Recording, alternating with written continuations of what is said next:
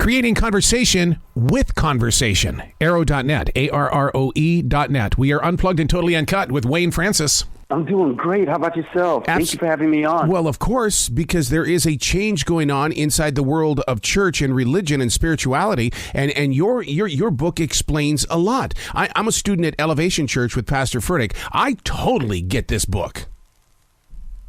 Oh, awesome. Great church and great pastor. I appreciate what your church does to forward the conversation on diversity as well.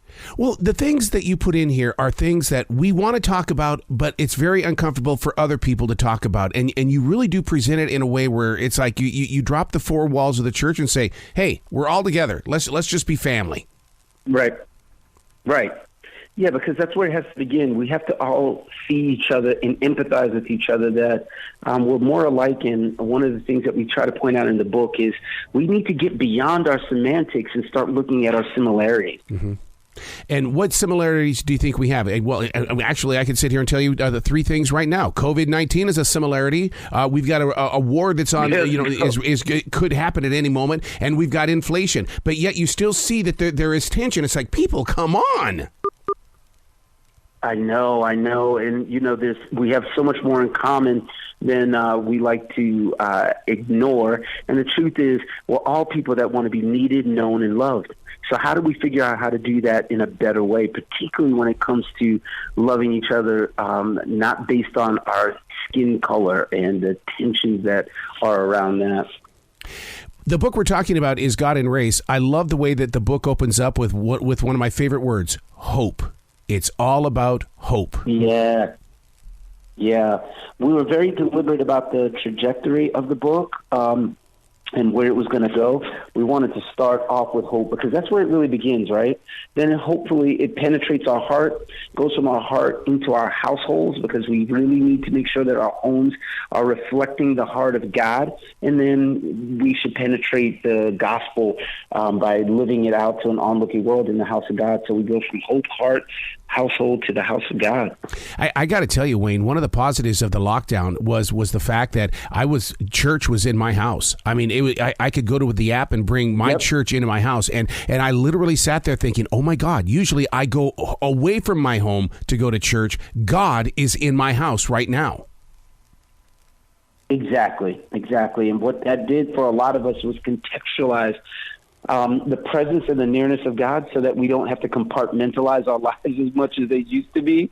Our lives aren't as binary. We're like, okay, no, we got to start dealing with some things, and it's ever present. So I actually am grateful that we had the opportunity to, look at ourselves more closely and to see how broken we are, to be quite honest with you, with everything that went down from, 2020 to where we are today.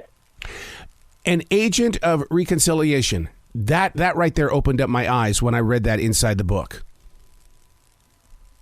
Oh, thank you very much. Yeah, I think that we all need to see ourselves as people that can catalyze change. A lot of people think, well, what can I do? I'm just going to, vote, or I'm just going to be quiet. And those things, voting and all that stuff is fine. But we have personal responsibility in our communities, right? Like, it's not about our political affirmations or anything like that. It is our personal responsibility to move the gospel forward, which is available and accessible to every type of person, right? And there's so many people that are desperate for joy. I feel like we have a responsibility as believers to make sure that we're modeling it. Not only, you go to a great mega church, and there's the advent of the mega church has helped to create a little bit more diversity. We still have a whole lot more work to do, but our Sundays can't be the most diverse space of our week. You know what I'm saying? We got to get that diversity all up into that Monday, Tuesday, Wednesday, Thursday, Friday kind of flow. See, and that's every reason why I take notes inside that church. And the reason why is so that on Monday, Tuesday, Wednesday, I know that I didn't leave Jesus back there at the door when I had to go out there and get lunch right after the sermon. Let's go. Let's go. Exactly. You really do hit something. You hit something very seriously in the chapter, The House of God, and that is follow a king, not a politician. Thank you, Jesus, for saying that. Come on. Yeah, absolutely. I think that the church has swapped out its prophetic duty for political responsibilities. We're both not against. We both vote and everything like that. We're not against it, but I feel like the church is way more known for affiliation with a party than we are with the person of Christ, right? And so we need to be people that are following Jesus first, and making sure that He is the leader and the Lord of our lives and our biblical worldview, and allow that to impact things first before we're just known for what we. Previously, I've told people that the church is more known for what we rebuke instead of our own self-renunciation. We need to be people that are becoming more humble, not more hostile. So. Well, your book it proves one thing, because one of the things that I've always learned is that church is community. So I always thought that I had to go into those four walls for community. No, church is community. That means, and your book opens up those four walls and says, "Come on in. Let's all be a community, but we're also going to do it on the streets." Yeah, absolutely. I think churches try their best and should try their best to reflect the complexion of the community that they're ministering to. But if we just think that it's going to be in our auditoriums and in the lobbies and in our kids' environments, the spaces, we're really, really wrong. We've got to get out and be in the community, bicep deep in the soil of our communities, helping to overturn the rocks and some of the stuff that's really just trying to contaminate our communities. That means our schools, it means our coffee shops, it means the cleaners. Hopefully it means in the gym too. You know what I'm saying? Your boy needs to be all up in the gym sometimes too. But it's got to be everywhere that we go, so that we can really see change happening. And guess what? It doesn't happen overnight. A lot of people want to add water and stir type of solution to this. No, it's going to take some time for us to really see change, but we're committed to the long game, and when we're committed to the long game, we see change. How important is the worship band in the way that, it's like, I totally get it, sing the gospel, things like that, I get it, but you've got to be able to have diversity in the worship band as well. And maybe I'm spoiled being at Elevation, but I love the fact that it's always a different sound. Yeah, absolutely, because that's part of diversity, right? Like, to have a little bit of a tinge of all that was a decision, to be quite honest with you, that I had to make very early, because if you have a church where you only do one style of music, you're more likely to attract one type of person. And so diversity doesn't only need to be reflected on stage, which is great. Thankfully, we have stages now that show more diversity, but the sound of the house, the sound of the music, where there's a little bit of soulfulness, there's a little bit of that acoustic flow, there's a little bit of, Torrin Wells is one of my great friends, and I love how he brings, just a lot of variety to the genre of Christian music. He's obviously done some music with your church and stuff like that. That is what's appealing to not only young people, but it's creating a new sound and a new anthemic way of worshiping God for people of all skin hues. I love that.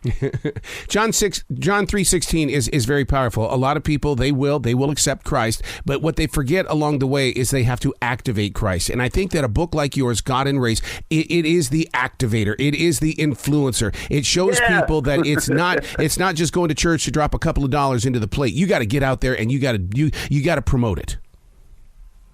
100%. It's time for us to take responsibility. Yep. It is time for us to be people that are not just tweeting out things that we want to do and want to see in the world, or Instagram posting it. We're getting out there and we're making it happen. Inviting people into our homes from diverse contexts, starting those small groups around diversity. And if you need to start a small group, you can also use our curriculum. You know what I'm saying? That'll help you out there. But just starting those small groups and allowing people of different colors to get together and have conversations that are safe and civil, because of the gospel transforming our lives. Is there a website where readers and listeners can go to, in the way that, the book is the book. God has planted this inside your heart, but God wants us to move beyond the book as well. Yeah, godandrace.com is where you can find a lot of the resources. We have a YouVersion Bible study that is 5 days that I think is really helpful, particularly as we close out African American History Month. I would encourage your listeners to take 5 days and go through that YouVersion study. You can get it there at godandrace.com, and you can follow Pastor John and I on social media and with our podcast Leadership in Black and White, which is in partnership with K-Love and Air One Radio and some of the Access More family. You can access it in Spotify and Apple, and we talk about race every month, but in a proactive way. Yep. It's not a podcast just about race, but before there's a headline or a hashtag, we're talking about it. And I would love for you to subscribe. Oh my God, I love you so much. You got to come back to this show anytime in the future, Wayne. Thank you, bro. It's been great talking to you, man. You be brilliant today, okay, sir? Thank you. You do the same.